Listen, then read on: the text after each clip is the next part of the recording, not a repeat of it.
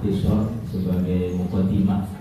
Kami akan berusaha memimpin jalannya mubahasah Nahjul Maram di kesempatan siang hari ini.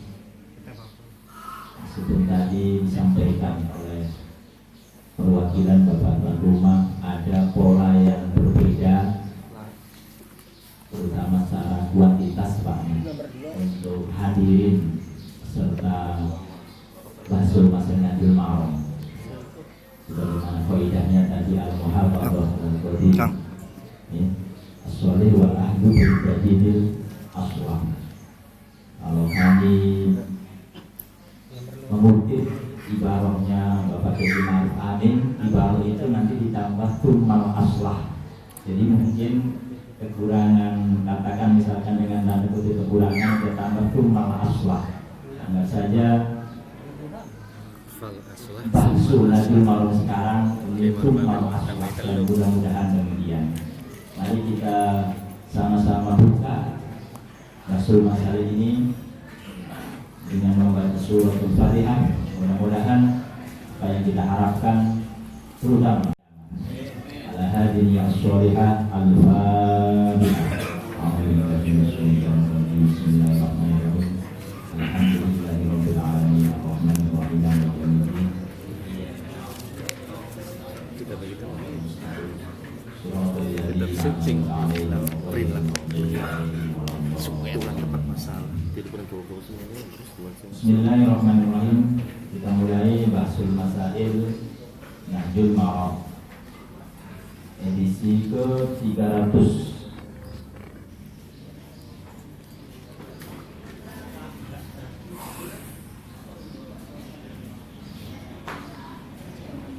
Edisi ke-367.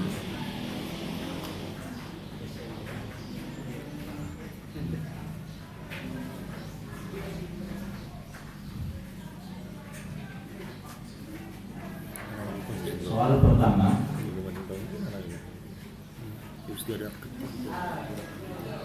kami bacakan, monggo sama-sama disimak dulu.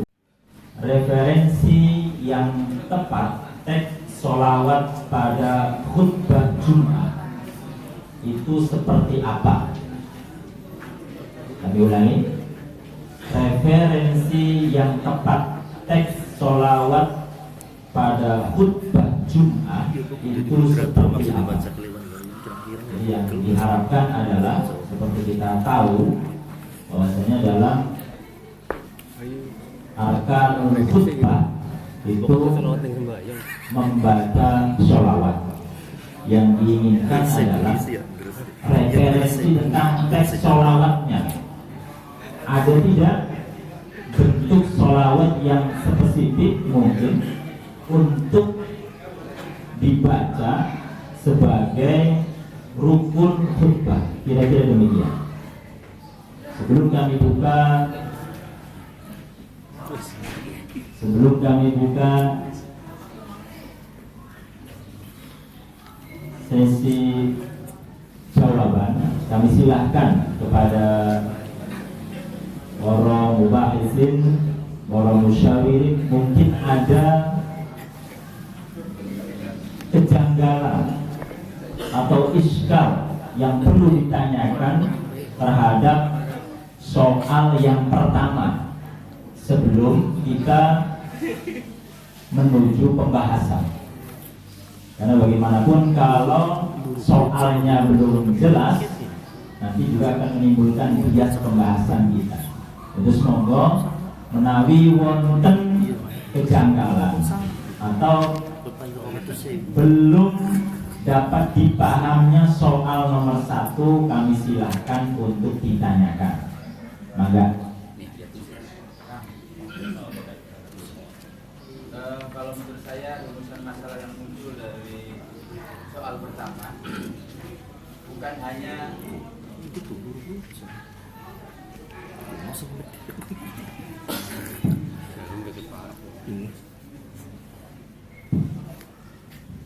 kalau boleh menambahkan bahwa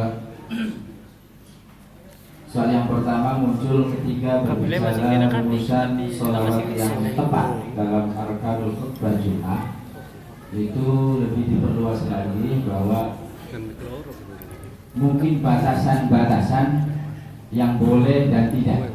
Mungkin saya masuknya di situ rumusan masalahnya. Tapi ketika rumusan masalah teks yang tepat itu seakan-akan munculnya harus itu.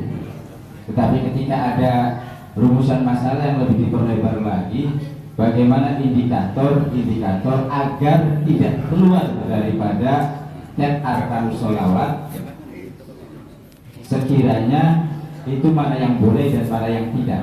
Jadi ketika kita ngomong referensi yang tepat, berarti seakan-akan ya harus itu, pemahaman saya. Berhasil rumusan masalah diperlebar lagi bahwa batasan-batasan daripada baca sholawat yang boleh dan tidak. Mungkin seperti itu maksudnya. Terima kasih Pak. Matur suwun Bapak Muhammad. Jadi kami kembali, kalau kita merujuk pada kalimat referensi yang tepat.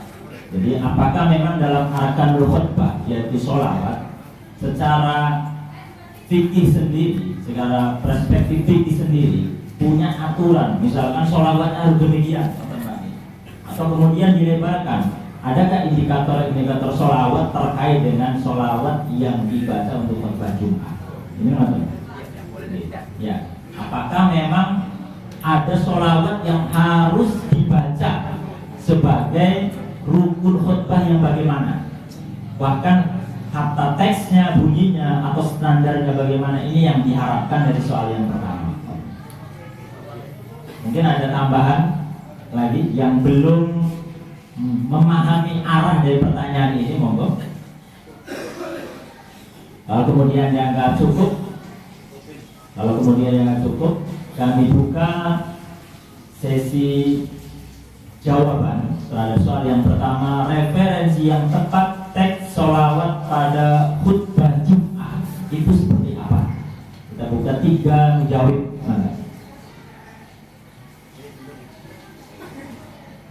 Mohon kiranya suasana silaturahmi semakin hangat, sebutkan nama dan asal dulu Pak, baru jawaban.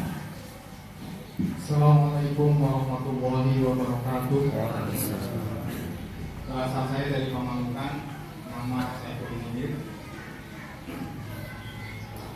Langsung saja dari arahan yang telah dijelaskan oleh moderator mengenai soal yang pertama, saya cenderung lebih setuju dengan apa yang diarahkan dari musawir yang dijelaskan tadi ya. Jadi tidak tertentu harus teks, karena itu akan mengurangi jiwa inovasi kita gitu ya, kalau ditentukan dalam bentuk yang khusus. Secara prinsip untuk pembacaan sholawat yang merupakan rukun kedua dari khutbah Jumat, ini ada 3 hal yang harus dipenuhi. Yang pertama, harus menggunakan bahasa Arab. Meskipun ini adalah ada istilah, tapi kalau Muhammad itu untuk sholawat haruslah berupa bahasa Arab. Meskipun dalam khutbah yang lainnya, kata-kata yang lainnya pakai bahasa selain Arab. Yang kedua, redaksinya itu harus mushtaq dari lafaz as-sholat. Baik nanti yang kita gunakan dalam bentuk jumlah ismiyah, wassalat wassalam, atau dalam jumlah fi'liyah, Allahumma sholli atau usolli gitu ya, atau dalam jumlah fi'il madhi sallallahu gitu ya, boleh ya, boleh jumlah ismiyah, boleh juga jumlah fi'liyah. Dan yang terakhir, yang ketiga, harus dijelaskan ismun nabi secara sharih, dalam arti bukan bentuk domir. Dan ini juga tidak tertentu dengan lafaz Muhammad saja, boleh nabi, boleh rasul, atau nama-nama rasul yang lainnya. Saya bacakan ibaratnya. Tahan dulu Pak, nanti ibaratnya kita tahan. Terima kasih. Baik, hadirin sekalian, mujahid yang pertama mencatat ada 3 indikator yang setidaknya harus memenuhi standar sholawat sebagai arkanul khutbah.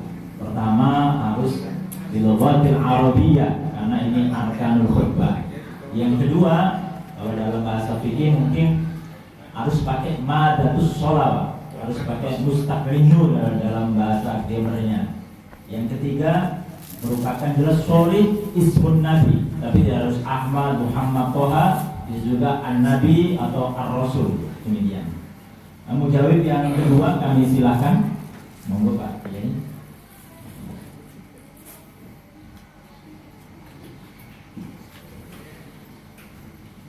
Assalamualaikum warahmatullahi wabarakatuh. Waalaikumsalam. Ini saya memotong dalam kitab Al-Azhar An-Nawawi. Ini teksnya saja ya, langsung. Wa wajibu minhu Allahumma sholli ala nabi. Wa in syaa qala sallallahu ala Muhammad. Wa in syaa sallallahu ala rasulih. Au sallallahu ala nabi. Terus warana wajhun annahu la yajuzu illa qauluhu Allahumma sholli ala Muhammad. Terus warana wajhun annahu yajuzu ayyakuna sallallahu ala Ahmad. Wa wajhun annahu yaqulu sallallahu alaihi. Mungkin sudah ini langsung dijelaskan Mungkin oleh ini apa Ustaz semua yang sudah tahu lah saya ini. ya. Mungkin ada yang kurang menyimak tadi, mohon dari urian itu semestinya tidak sesi ibarat, cuman kami takdim kepada Pak Kiai mana nyuwun dijelaskan substansi dari ibarat yang Bapak jelaskan tadi. Jadi kalau menurut di sini menurut Imam An-Nawawi yang wajib dalam membaca sholawat itu adalah pertama Allahumma sholli ala Nabi. Kemudian apabila dia mau sallallahu ala Muhammad, apabila dia mau sallallahu ala Rasulih atau sallallahu ala Nabi. Nah, kami mempunyai wajah atau jalur sesungguhnya tidak boleh, tidak benar mengatakan Allahumma sholli ala Muhammad. Kemudian kami juga punya wajah boleh seseorang mengatakan sholawat itu sallallahu ala Ahmad. Dan juga ada satu wajah yang membolehkan kita membaca sholawat sallallahu alaihi. Tapi dalam kitab ini apa tanwirul qulub wala yakfi ad-dhamir walau ma taqaddama dzikruhu al-mu'tamad. Terima kasih. Jadi intinya teks sholawatnya bebas sebenarnya. Cuman ada wajib atau kaulun yang lebih spesifik dengan bahasa tadi Allahumma sholli ala nabi satu. Jawaban yang kedua, substansinya masih sama, tidak ada teks yang spesifik khusus dibaca memenuhi kriteria sholawat sebagai arkanul khutbah, kecuali sebagaimana tadi standar indikatornya ada 3, tapi dalam Adhkarun Nawawi ada wajhun atau qaulun yang memang menyebut sighatul sholawat yang lebih spesifik, lebih khusus, seperti bunyinya Allahumma sholli ala nabi. Tapi sekali lagi itu wajhun menempati wajhun wa fi wajhin atau wa fi qaulin. Mujawib yang ketiga. Kata nanti